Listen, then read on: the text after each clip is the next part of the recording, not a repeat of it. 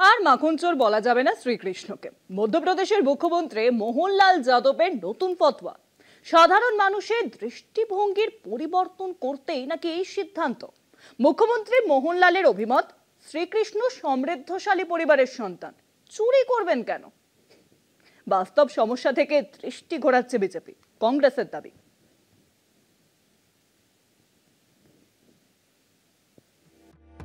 সরকারের কাজ কি? ভগবানকে কি নামে ডাকা হবে তা ঠিক করা কি কোনো নির্বাচিত সরকারের কাজ? মধ্যপ্রদেশে তাই হলো। ভগবান শ্রীকৃষ্ণকে আর মাখন চোর বলা যাবে না, এই ইস্যু নিয়ে রীতিমতো ক্যাম্পেইন শুরু করেছে মধ্যপ্রদেশের বিজেপি সরকার। ভগবানকে আবার চোর বলা যায় নাকি, এমনই দাবি খোদ মধ্যপ্রদেশের মুখ্যমন্ত্রী মোহনলাল যাদবের। ভক্তিতে ভালোবেসে আদর করে শ্রীকৃষ্ণকে মাখন চোর বলে ডাকেন অনেকেই। এতেই কড়া আপত্তি মধ্যপ্রদেশের বিজেপি সরকারের। বিজেপির মুখ্যমন্ত্রী ও বিজেপি সরকারের যুক্তি, মাখনের হাঁড়ি ভাঙা কখনোই চুরি নয়, ওটা ছিল অন্যায়ের বিরুদ্ধে প্রতীকী প্রতিবাদ। সুতরাং ভগবান শ্রীকৃষ্ণকে মাখন চোর বলা যাবে না। माखन खा करके हम पे जो अत्याचार कर रहा है, तो माता पिता से लेकर गांव तक उन्होंने वो आक्रोश बताने के लिए बाल बाल की टीम बना करके एक अपना माखन अपन खाओ या छोड़ दो, मटकी फोड़ दो, लेकिन हमारे दुश्मन को माखन नहीं पहुंचना चाहिए।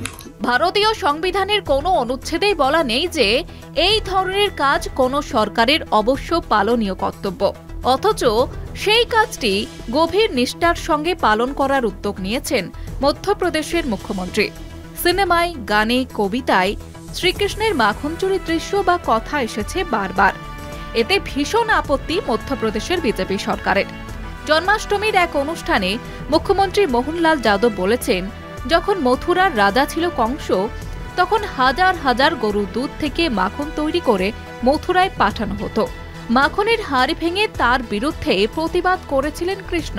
সুতরাং কৃষ্ণ মাখন চোর নন। মুখ্যমন্ত্রীর প্রশ্ন, শ্রীকৃষ্ণ সমৃদ্ধশালী পরিবারের সন্তান ছিলেন, তিনি কেন চুরি করতে যাবেন?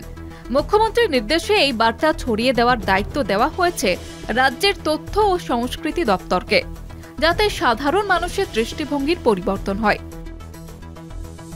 রাজনৈতিক স্বার্থে বিজেপি পৌরাণিক কাহিনী বিকৃত করার চেষ্টা করছে বলে পাল্টা তোপ দেখেছে মধ্যপ্রদেশের কংগ্রেস নেতা উমঙ্গ সিং। আসলে বাস্তব সমস্যা থেকে দৃষ্টি ঘোরানোই বিজেপির কৌশল। কলকাতা টিভি।